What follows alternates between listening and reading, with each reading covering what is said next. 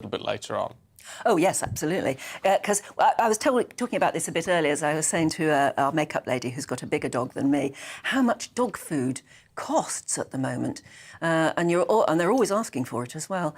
So I do hope you're sitting at home surrounded by your pets too. And lots of them will be dogs.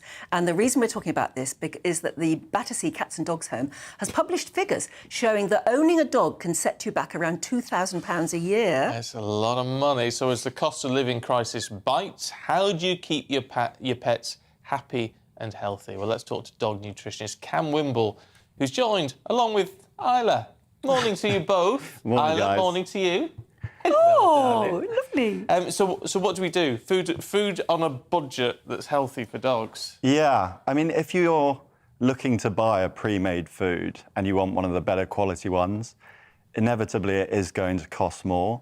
I think if you're asking someone to make the food, that's obviously just going to be more expensive. So if you want to save some money, you've got to look into homemade diets. OK, so we're looking into making your dog food at home. What are the basic ingredients you're going to need? Meat is the primary ingredient But in all what dog sort?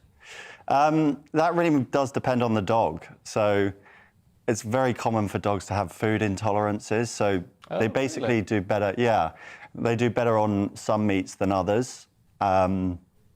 But yeah, all the meats that you can think of are appropriate for dogs in general. They're obligate carnivores, right? So they're evolved to eat meat. Right. That means they can eat pretty much all meat. I mean, you brought a delightful plate of food in. Yeah. It's not my most aesthetically pleasing Well, no, but if the dog likes it. Isla's been No, I mean, eyeing my it dog up. would wolf that down in a second because it would look good to her. What's in it? What's in that one? So we've got beef mince, chicken liver, apple and carrot. Can I Yeah. hold it to camera? There. Egg Hold and it like eggshell. Eggshell? Yeah, eggshell. Dogs have a calcium requirement, so it's just a great, simple and cheap way to get their calcium in their meal. Isla's Isla's looking at it, aren't you? she hasn't had her breakfast this morning, so she's Yeah, so I mean, Very in a keen. way, what you said, eggshell. Mm-hmm. What about rice?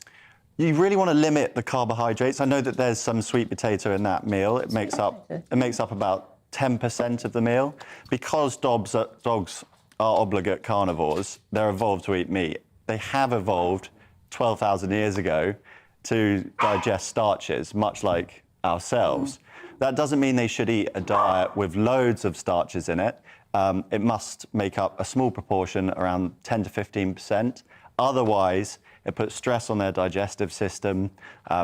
Canine obesity is a massive issue in the UK. It is, isn't it? And that's not because we're overfeeding our dogs a lot of the time. It's because we're getting the balance... The balance wrong. The balance wrong. Because I was going to ask you about meat. Obviously, I mean, it would be stupid and it really wouldn't save you money if you went out and bought prime steak. And so could you go for very cheap cuts of meat that may be high in fat? Would that be good for them to have some fat? Yes. I mean, fat is the preferred energy source. Isla.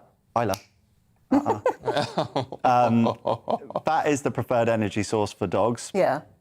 So maybe a cheap cut of meat. This meal costs £2.50 to make, and there's a kilogram of food I made. Kilogram? Yeah, because I bought beef mince from the reduced section in the supermarket. So cheap beef mince. If you see reduced meat in the supermarket, buy it for your dog. Right. Chicken livers. Organ meat is highly nutritious, a really sustainable source of meat because it's not used as much, and also cheap. Included in that is grated carrot, apple, egg and eggshell, and a little bit of sweet potato. Cooked? Just the sweet potato. Only if you're including carbohydrates do you need to cook the food. Dogs can eat raw food. Yeah. So you're not using a lot of money on using energies for you're not that, cooking which is it. good. Yeah. What about if you're making a kilogram of food, can you freeze it? You've got to have some freezer space. If you're going to take on the responsibility of making your own dog's food, freezer space is something that you must have, because if you're going to buy batches, which is going to save you money, then you need somewhere to store it, unless your dog is enormous and is consuming a vast amount of food So a every dog day. like Isla, I would guess, is a sort of average-sized dog for the UK. Yeah. So how long would a kilogram of that last? It would last her probably 3 days. Right. So Yeah. £2.50 for 3 days. That's not bad, is No, it? actually, that is cost efficient, isn't it? It's really cost efficient. In fact, the majority of the better quality pre-made dog foods are costing around £8 per kilogram these days, maybe even more. And if your dog's on a prescription diet from the vets, that's £10 plus. And those generally are made from ingredients that aren't human grade. They're lower quality. So if you take on the responsibility of making your dog's meal, you get better quality ingredients. If you know how to make the meals, which they're really simple, it ends up just being the healthiest and cheapest option for your dog. People just aren't aware that they can do it, and But it's quite easy. they're to do by nervous the about sound of it. taking that responsibility. Yeah. Oh, it's a win-win. And Isla's clearly happy, wherever she's gone. Yeah, Are you she's happy, Isla? waiting patiently She's for very breakfast. disciplined, Yeah, not very good wolfing girl. it down right in front of us. Look, Cam, really good to see you. Yeah. Nicole. Yeah, Thank nice you to- very nice to much meet you indeed. both. There you go. Really good tip there. £2.50 for 3 or 4 days' food. It really is good. Not bad, is it? Sticking with an animal theme, but of a less happy note,